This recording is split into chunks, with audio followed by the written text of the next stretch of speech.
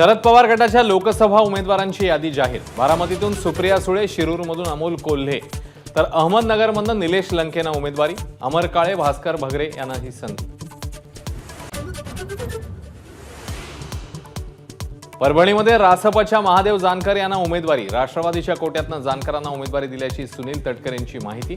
तर जानकरांचा ठाकरे गटाच्या संजय जाधव यांच्याशी सामना।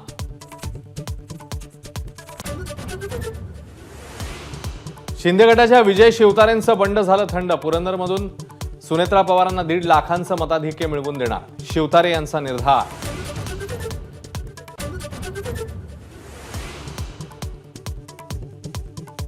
माहितीने सांगितलं तर नाशिकची लोकसभा लढवणार छगन भुजबळांची स्पष्ट भूमिका।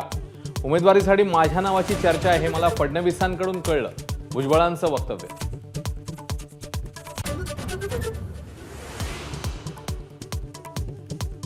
महायुतीमध्ये 4 ते 5 जागांवरून अजूनही तिढा कायम असल्याचं देवेंद्र फडणवीसांकडून मान्य। 1 ते 2 दिवसात तिढा सुटेल, फडणवीसांचं वक्तव्य। गोविंदाने 2004च्या निवडणुकीत दाऊदची मदत घेतल्याच्या आरोपावर मी आजही ठाम। भाजप नेते राम नाईक यांचं एबीपी माझाशी बोलताना विधान।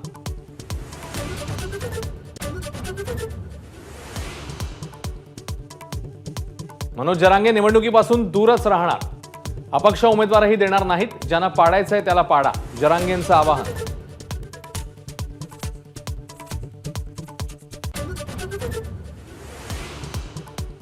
काँग्रेसचे ज्येष्ठ नेते शिवराज पाटील यांची सून अर्चना पाटील चाकूरकर यांचा भाजपमध्ये प्रवेश। देवेंद्र फडणवीस, चंद्रशेखर बावनकुळे यांच्या उपस्थितीमध्ये पक्षप्रवेश।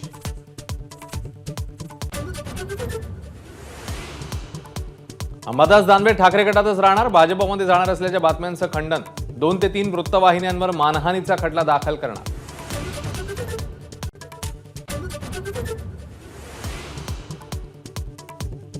मुंबईतल्या झोपडपट्टी धारकांचं मिठागराच्या जागेवर पुनर्वसन करण्यास आदित्य ठाकरेंचा विरोध।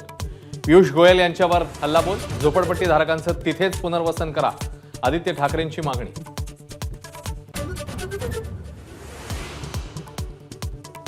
उदयनराजेंनी घेतली शिवेंद्रराजेंची भेट। उदयनराजेंकडून शिवेंद्रराजेंना वाढदिवसाच्या शुभेच्छा।